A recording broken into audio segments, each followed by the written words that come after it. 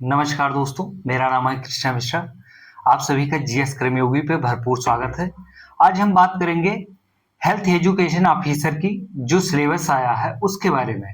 Syllabus को हम चालू किए थे, पिछली 2 कक्षाएं हो चुकी हैं हमारी और हम टॉपिक वाइज पढ़ा रहे हैं। तो सबसे पहले हमने इसमें सामान्य अध्ययन शुरू किया था और सामान्य अध्ययन में भी हमने साइंस शुरू किया था और साइंस में हमने टॉपिक उठाया।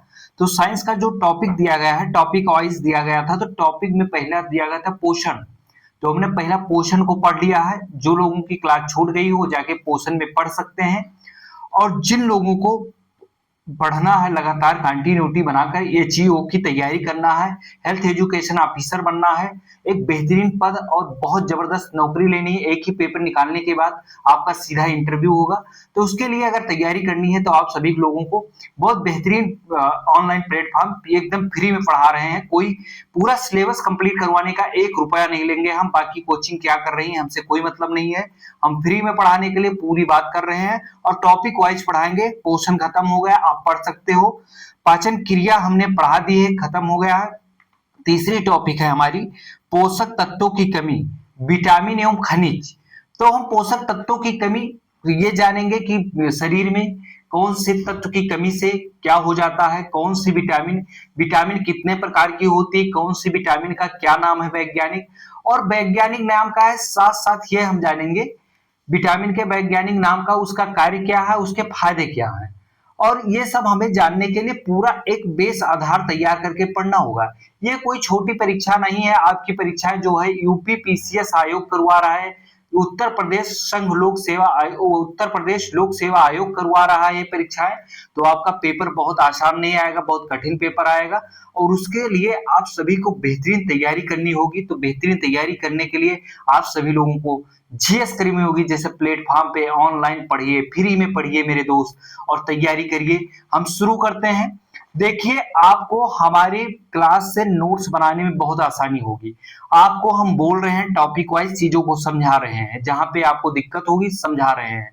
कमेंट में मेंशन भी कर सकते हो कहां पे प्रॉब्लम आ रही है, उसको हम बाद में क्लास एक्स्ट्रा डाउट वाली क्लास में लेकर सारी चीजों को समझा देंगे। आप सभी लोग नोट्स बना लीजिए और हर चीज को सॉल्व करते चलिए। और बेहतरीन, अगर नहीं नोट्स बनाना है तो सुन ही लोगे तो पर्याप्त हो जाएगा, क्योंकि कहीं से बुक कोई पढ़ लेना, हर बुक में हर चीज पर्याप्त नहीं मिलेगी, क्योंकि हम टॉपिक वाइज कई कंटेंट को बहुत सारे सोर्स का इस्तेमाल कर रहे हैं पढ़ाने के लिए। देखो, जो हम बात किए हैं, सबसे पहले पोषक तत्वों की कमी, विटामिन एवं प्रोटीन, तो विटामिन एवं खनिज, ठीक है। संतुलित आहार, सबसे पहले हम जानेंगे संतुलित आहार के बारे में। एक व्यक्ति को आवश्यक कितने कैलोरी ग्राम की आवश्यकता होती है, महिलाओं के लिए कितनी आवश्यकता होती है, तो पुरुषों के लिए कितनी होती है, महिलाओं के लिए कितनी होती है। पुरुषों के लिए हम मान सकते हैं लगभग 2800 कैलोरी की आवश्यकता होती है और महिलाओं के लिए 2100 कैलोरी की आवश्यकता होती है। ये आंकड़ा अलग अलग प्रकार से अलग अलग मिल सकता है, लेकिन 2800 कैलोरी जो है समथिंग के आसपास रहेगा तो पुरुषों में, क्योंकि पुरुष जो है वो ज्यादा हार्ड वर्क करता है महिलाओं की अपेक्षा, इसलिए माना गया है कि पुरुष में ज्यादा कैलोरी लगती है। और महिलाओं में जो है वो कैलोरी जो है वो कम लगती है, क्योंकि वो इतना हार्ड वर्क नहीं करते हैं। अब इसको हम एक बहुत अच्छा कैलोरी के लिए उदाहरण देते हैं। कैलोरी वो चीज है, जैसे आप किसी गाड़ी को चलाते हैं तो डीजल या पेट्रोल जैसे किसी ईंधन, सीएनजी या किसी ग्रीन एनर्जी जैसे किसी ईंधन की आवश्यकता होती है उसको चलाने के लिए, वैसे शरीर को चलाने के लिए कैलोरी के इस्तेमाल करना पड़ता है। कैलोरी एक ईंधन के रूप में कार्य करता है। मनुष्य के लिए, मनुष्य की बॉडी के लिए सबसे अच्छा अगर कोई कैलोरी के रूप में, ईंधन के रूप में काम करता है, कार्य करता है, तो कैलोरी काम करता है। इसलिए अगर पूछा जाए मनुष्य के शरीर में ईंधन के रूप में कौन सी चीज कार्य करती है, तो कैलोरी काम करती है। आप लोगों को पता चल गया होगा। तो सबसे पहले हम पढ़ते हैं, हेडिंग डालिएगा संतुलित आहार। फिर हम लिखते चलिएगा मेरे साथ साथ। एक स्वस्थ मनुष्य को औसतन 2400 कैलोरी की आवश्यकता होती है। एक स्वस्थ मनुष्य की आंकड़ा जो आया है, देखो आप निकालोगे 2800 पुरुष और 2100 महिलाओं की, तो एक मध्यम में निकालोगे जो आंकड़ा आता है पेपर में आएगा तो 2400 आएगा, तो 2400 ही लगाना, वही सही माना जाएगा। क्योंकि एक स्वस्थ मनुष्य के लिए ईंधन की अगर आवश्यकता होती है तो एक स्वस्थ मनुष्य के लिए 2400 किलो कैलोरी की आवश्यकता होती है। सॉरी, थोड़ा सा दिक्कत हो गई। संतुलित आहार उसे कहते हैं जिसमें प्रोटीन, कार्बोहाइड्रेट और वसा का अनुपात 1:5:1 या 1:4 1:4 या अनुपात 1। जैसे कि एक कार्बोहाइड्रेट, जैसे आप संतुलित आहार जानते हैं, संतुलित आहार के लिए प्रोटीन, कार्बोहाइड्रेट और वसा, वसा के लिए तो कहीं पे मिलेगा आपको 1:5:1 या अपॉन या अथवा हो सकता है 1:4:1। तो सबसे बेहतरीन अगर देखा जाए तो संतुलित आहार के रूप में सबसे अच्छा भोजन कौन सा है, तो संतुलित आहार के रूप में सबसे अच्छा भोजन कोई है तो वो है दाल, चावल और 1-2 चम्मच घी। क्योंकि ये सबसे संतुलित आहार है, सबसे अच्छा आहार है, क्योंकि आप सभी लोगों को भारतीय भोजन में जो दाल, चावल, घी है सबसे बेहतरीन संतुलित आहार है। लेकिन आप लोग दाल, चावल, घी कहाँ पसंद करते हैं? आप लोग तो पिज्जा खाएंगे, आप लोगों को तो बर्गर पसंद है, पिज्जा खाएंगे और अपने आप को आधुनिक दिखाना है, क्योंकि पिज्जा खाना है, बर्गर खाना है और जितनी फास्ट फूड चीजें हैं उसको खाएंगे। लेकिन उसमें कुछ ऐसा मिलने वाला नहीं है, उसमें नाम मात्र चीजें मिलती हैं। तो अगर संतुलित आहार कोई है तो सबसे बेहतरीन दाल, चावल और घी है। क्योंकि कार्बोहाइड्रेट का कार्य कौन सा करता है? चावल करता है। दाल प्रोटीन का कार्य करती है और जो है वसा का कार्य घी करती है। ठीक है, तो इस प्रकार रहा। पूर्ण आहार के बारे में हम जानते हैं। आइए हम जानते हैं पूर्ण आहार क्या है। सबसे पहले तो इसको जानते हैं और हेडिंग डाल दीजिएगा पूर्ण आहार।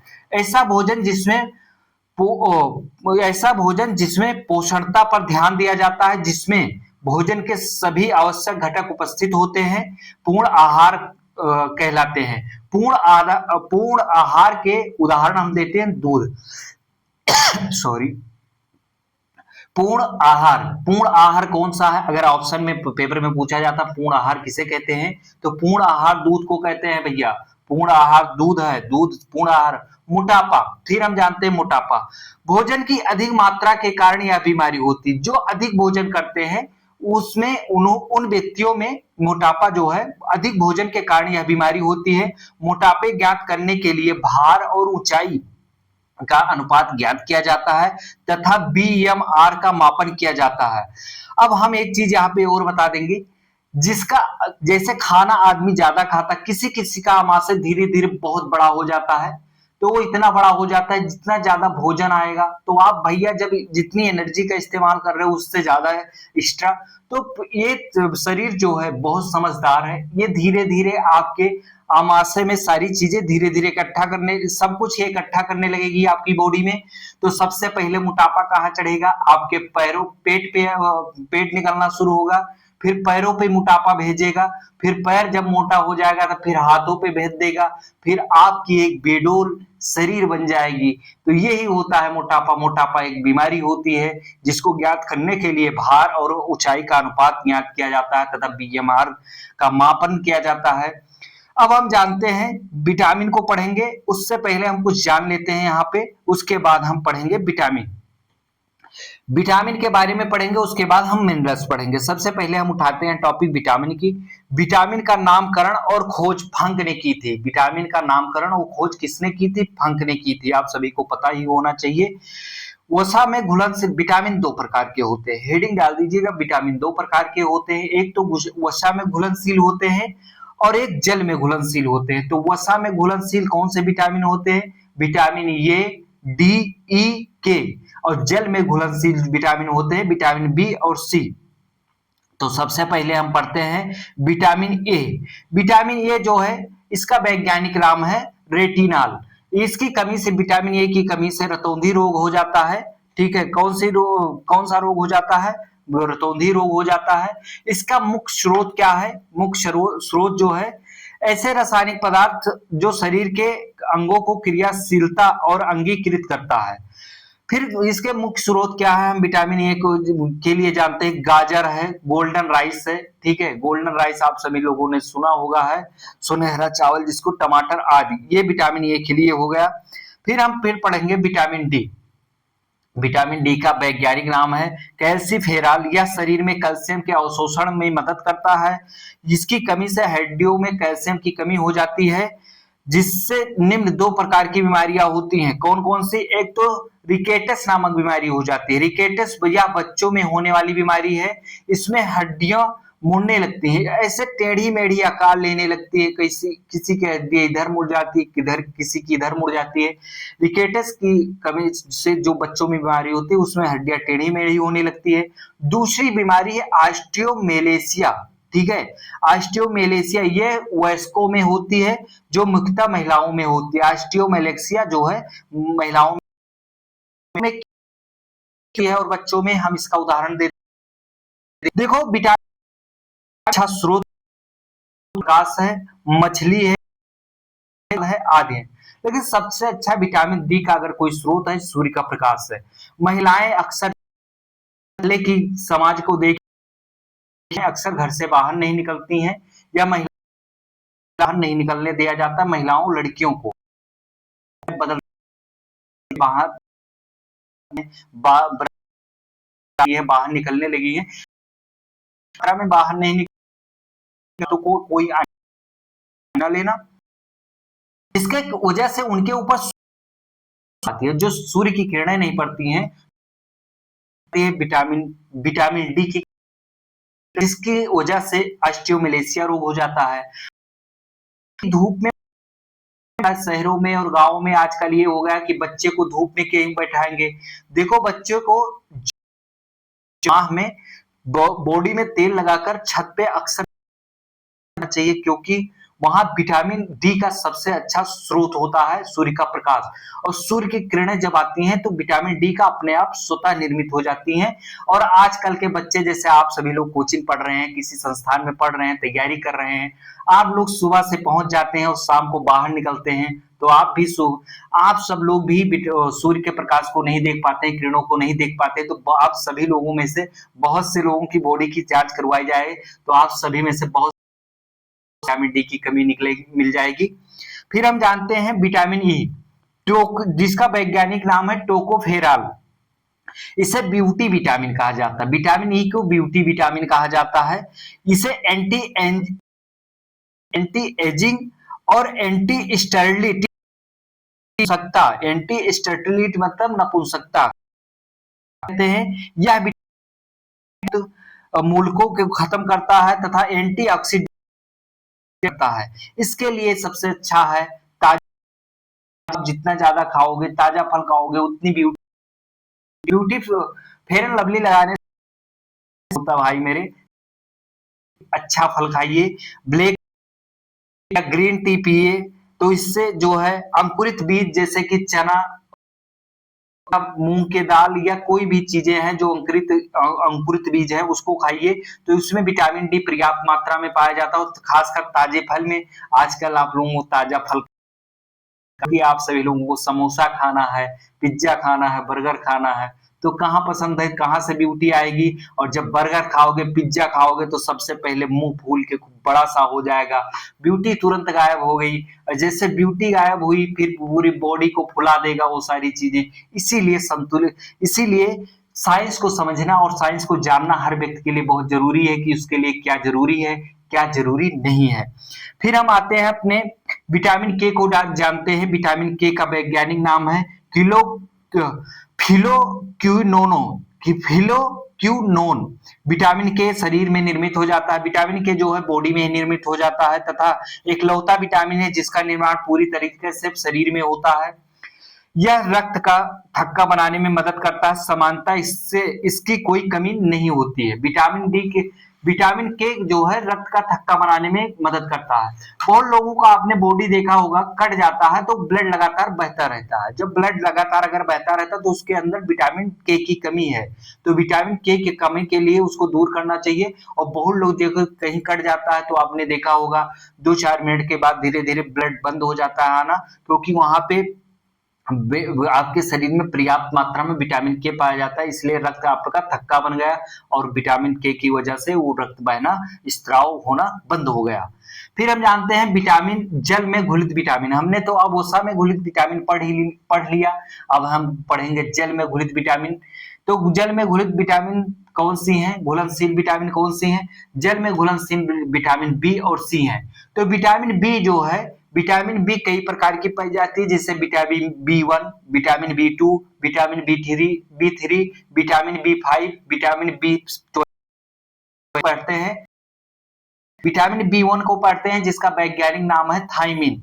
ये जल में घुलनशील है, ऊर्जा उत्पादन और तंत्रिका तंत्र को सुचारू रूप से काम है।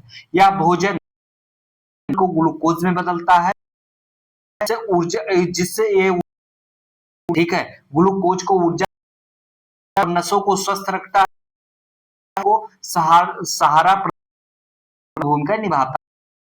जानते हैं विटामिन बी 2 जिसका वैज्ञानिक नाम है राइबोफ्लेविन। जल में घुलनशील विटामिन कोशिकाओं के विकास और वसा या दवाओं के मेटाबॉलिज्म और आयरन के स्तर को बनाए रखने में मुख्य भूमिका निभाता है। यह आंखों और त्वचा और तंत्रिका को स्वस्थ रखने के साथ साथ एंटीऑक्सीडेंट और रूप में कोशिकाओं की रक्षा करता है।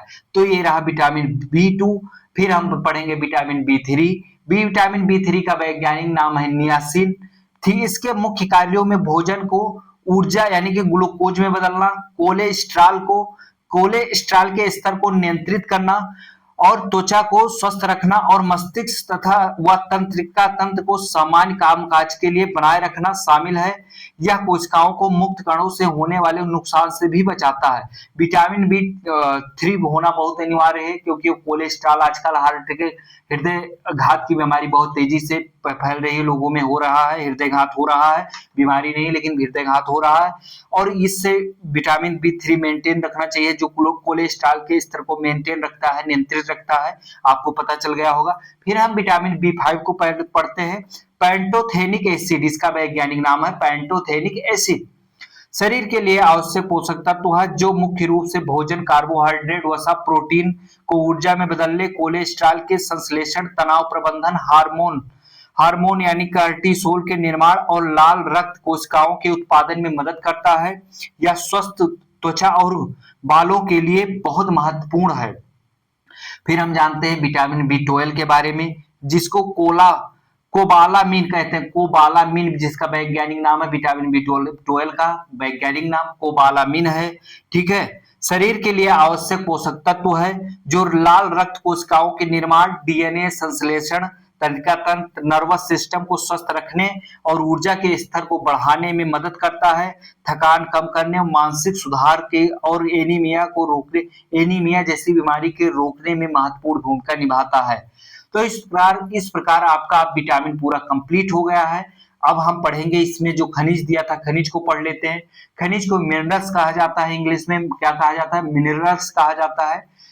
खनिज हमारे शरीर में खनिज कई अंगों को क्रियाशीलता के साथ साथ हमारे शरीर में खनिज कई अंगों की क्रियाशीलता के साथ साथ शरीर के सामर्थ्य को बढ़ाते हैं। जैसे आयोडीन थायराइड ग्रंथि की सामान्य क्रियाशीलता के लिए जरूरी है। मेरे दोस्त बहुत ध्यान देना। कैल्शियम रक्त का थक्का बनाने तथा हड्डियों की मजबूती के लिए जरूरी है। आयरन हीमोग्लोबिन के निर्माण में आवश्यक है। सोडियम तथा पोटेशियम तंत्रिका तंत्र की तथा मांसपेशियों की गतिशीलता के लिए जरूरी है। यह रक्तदाब को संतुलित करता है। जैसे कि लेते हैं चांदी, सिल्वर शरीर में सहायक हैं तथा कॉपर सहायक है। कॉपर की कमी से यानी कि सफेद दाग की बीमारी हो, ल्यूकोडर्मा की कमी से सफेद दाग की बीमारी हो जाती है शरीर में। तो इसलिए इस सबका बड़ा ध्यान रखना चाहिए, अपनी बॉडी का ध्यान रखना चाहिए। तो आपको बहुत अच्छे से समझ में आ गया होगा। हमें पूरी उम्मीद है कि आपको विटामिन और खनिज यानी कि मिनरल्स बहुत अच्छे से समझ में आ गया होगा टॉपिक। और ऐसे ही पढ़ने के लिए आप सभी लोग HEO की तैयारी के लिए HEO में सिलेक्शन पाना है तो GS कर्मयोगी को सब्सक्राइब करना होगा, बेल आइकन को दबाना होगा ताकि जो भी क्लास आए सबसे पहले आप तक पहुंचे। तो अगर आप कोई क्लास सबसे पहले पाना चाहते हैं तो बेल आइकन को दबाएं, GS कर्मयोगी से जुड़े रहें और हर क्लास का आनंद ले उठाएं। फ्री में पूरा सिलेबस कंप्लीट करवा रहे हैं और ये सिलेबस फ्री में पूरा कंप्लीट करवाएंगे। धन्यवाद, जय हिंद।